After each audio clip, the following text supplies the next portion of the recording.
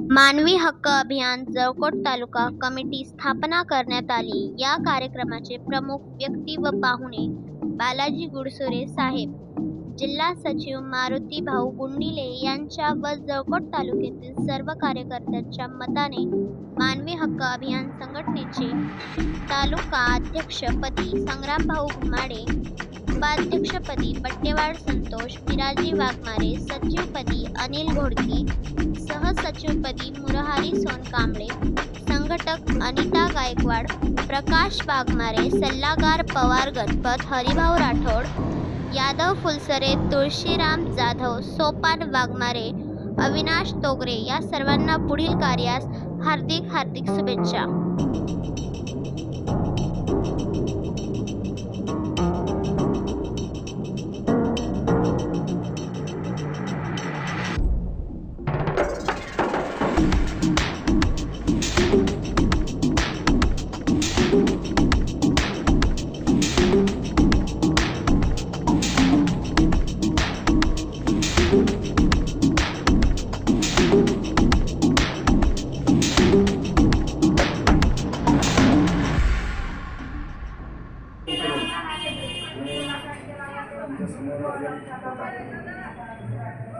मानवी हक्क अभियान ही एक फार मोठी लढाई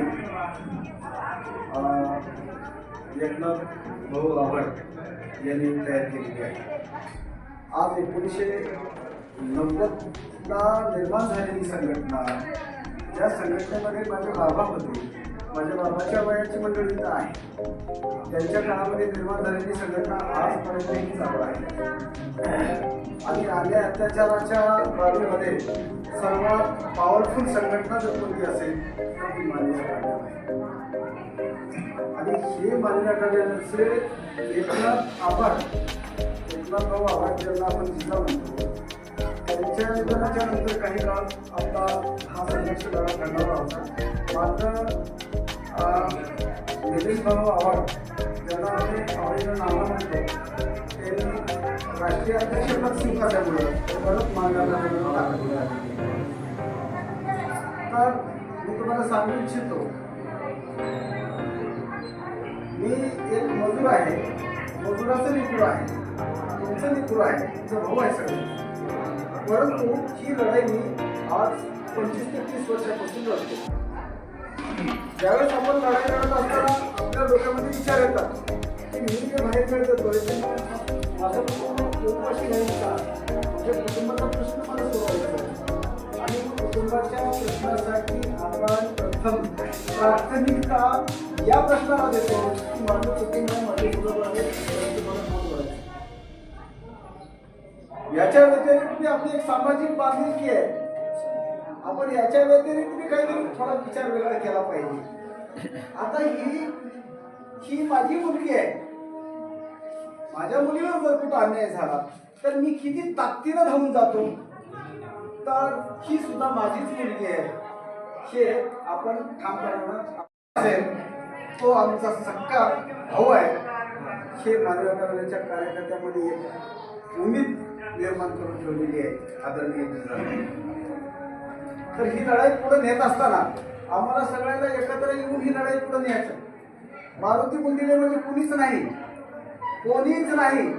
आज पोलीस प्रशासन हादरतंय, आज तहसील प्रशासन हादरतंय, म्हणजे ही ताकद माझी नाही, ही ताकद तुमची आहे।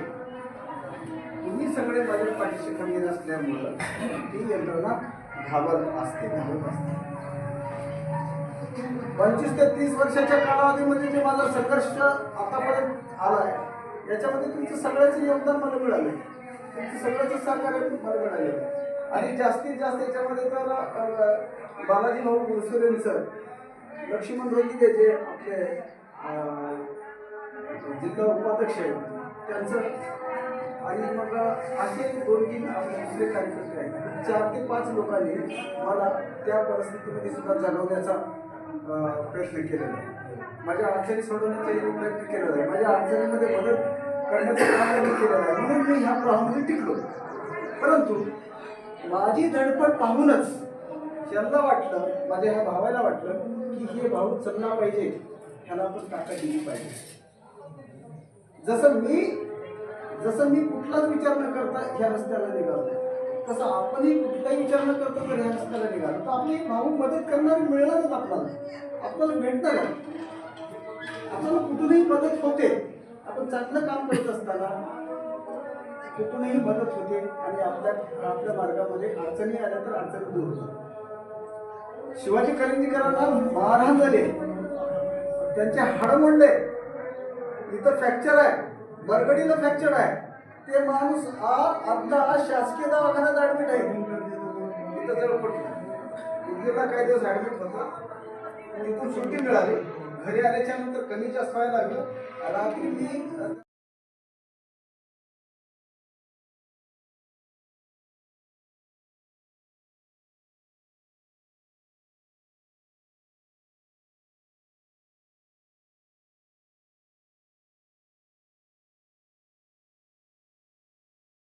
हा व्हिडिओ